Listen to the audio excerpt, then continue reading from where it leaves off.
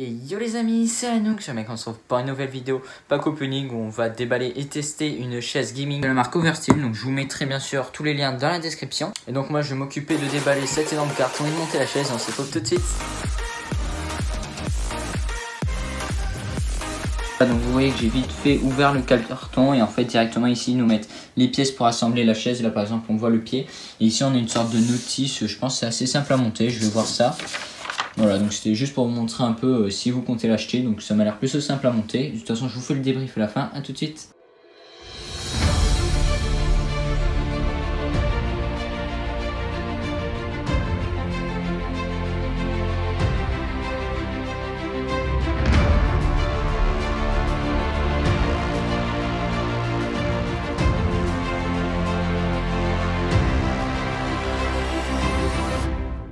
Et voilà les mecs, du coup j'ai monté la chaise gamer. Bon, j'ai dû passer à peu près une demi-heure. En soi c'était vraiment super simple, hein. C'est vraiment pas compliqué. Il y a quelques vis à mettre et tout, franchement c'est super simple. Ça ressemble un peu à Ikea en gros, comme on monte les affaires. Je vais essayer de vous montrer un peu tous les détails de la chaise, comment elle marche, les accoudoirs qui bougent et tout, comment ça fonctionne tout ça.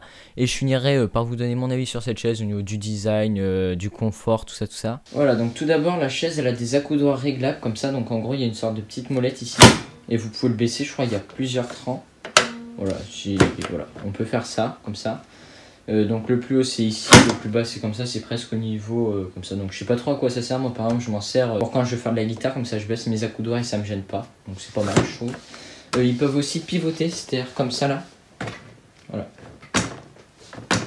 Voilà, donc ça pivote, bon, ça pivote quoi. Donc exactement pareil pour l'autre accoudoir. Ensuite en dessous de la chaise, ici en gros vous avez une petite mallette pour descendre la chaise. Vous voyez qu'elle peut descendre en gros jusqu'à là, je vais pas vous le faire parce que voilà.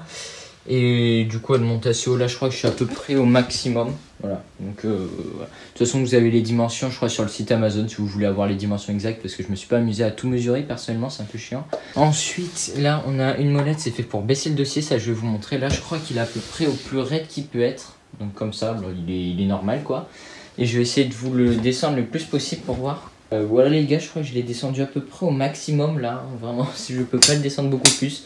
Alors je sais pas trop à quoi ça sert en fait, mais on peut dormir, voilà, ça peut être un lit.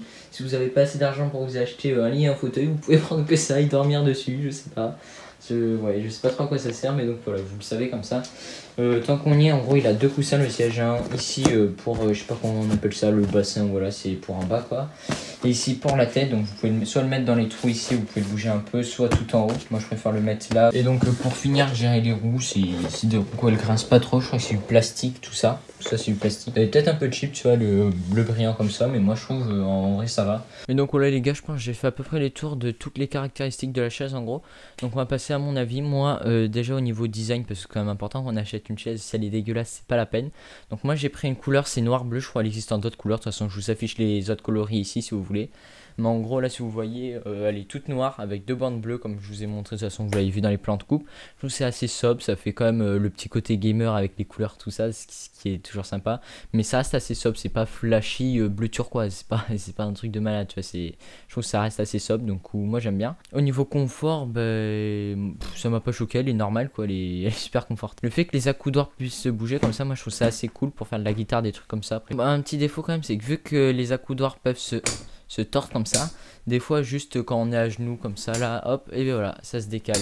Ou même des fois je joue et tout et ah mince, et je décale l'accoudoir comme ça, c'est assez chiant quand même. Des fois j'ai l'impression que je l'ai pété. En fait non, c'est juste qu'il peut se déclipser, c'est insupportable. Mais donc voilà, c'est un petit point négatif de cette chaise. Mais donc à part ce petit défaut d'accoudoir, personnellement elle est parfaite en fait. Elle grince pas quand on bouge ni rien, parce que j'avais vu des commentaires sur Amazon avant de l'acheter. Ils disaient ouais, dès qu'on bouge un peu la chaise elle grince. Alors là le problème elle vient pas de la chaise, elle vient de toi qui sais pas monter la chaise parce que t'es un gros nul. Je pense que ça vient de là en fait, mais bon voilà, parce que moi elle grince pas du tout, enfin vraiment elle est nickel quoi. Et au niveau prix, du coup je l'ai payé 130, 140, un truc comme ça. Je crois qu'elle peut être en promo à 120, j'avais vu sur Amazon qu'il disait ça dans les commentaires. Donc faut voir si vous trouvez la chaise à 140, moi je trouve que c'est un bon rapport qualité-prix. Après il y a des chaises, et les chaises gamers c'est très varié vraiment les prix. Il y en a qui sont à 400 €, c'est des grands youtubeurs et tout, genre Gotaga sa chaise elle a coûté 500 balles quoi, les Carsus. Donc ça c'est une chaise gamer bas de gamme mais qui fait franchement bien le taf, elle est nickel comme les chaises gamer de pro.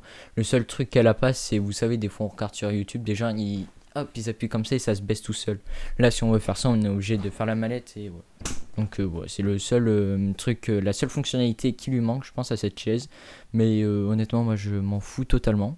Et donc voilà, je pense que j'ai à peu près donné mon avis sur cette chaise. Si vous avez des questions, de toute façon, vous pouvez me les poser dans les commentaires. Je réponds absolument à tous vos commentaires, donc n'hésitez pas, mettez un pouce bleu, abonnez-vous à la chaîne. Et donc moi, je vous rejoins dans une prochaine vidéo. C'était Anoux, salut!